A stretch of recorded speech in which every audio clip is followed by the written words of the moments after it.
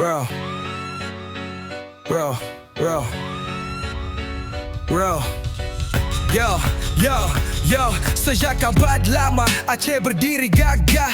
Sultan Iskandar, pahlawan yang megah. Negeri ulama, negeri para syuhada. Tak pernah tunduk pada bangsa penjajah. Kami bergabung karena perjanjian. Bukan dijajah tapi ikatan persaudaraan. Tapi janji suci dihancurkan sendiri. Kini kau rampas semua hak kami. Gasarun dikeruk, emas dibawa lari. Rakyat ditinggal miskin, hidup penuh perih. Kalau pusat terus buta dan tuli, biarkan Aceh pilih jalannya sendiri.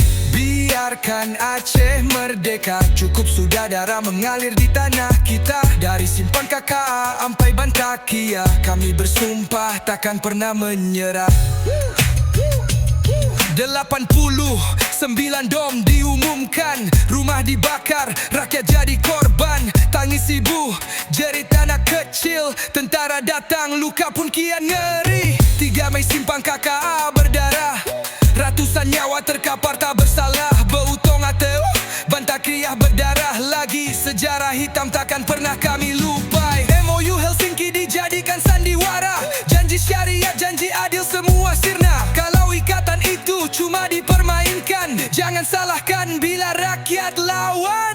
Biarkan Aceh merdeka, cukup sudah darah mengalir di tanah kita. Dari Simpang KKA sampai Bantakia, kami bersumpah takkan pernah menyerah. Kami bukan separatis, kami pewaris. Tanah ini suci, tanah para syahid. Kalau janji mati, ikatan pun runtuh. Aceh berdiri merdeka penuh.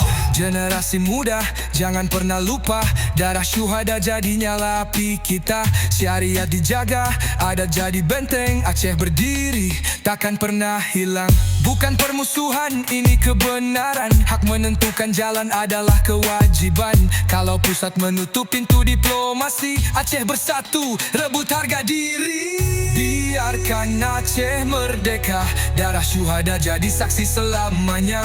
Bukan jajahan, ini bumi ulama. Biarkan Aceh bangkit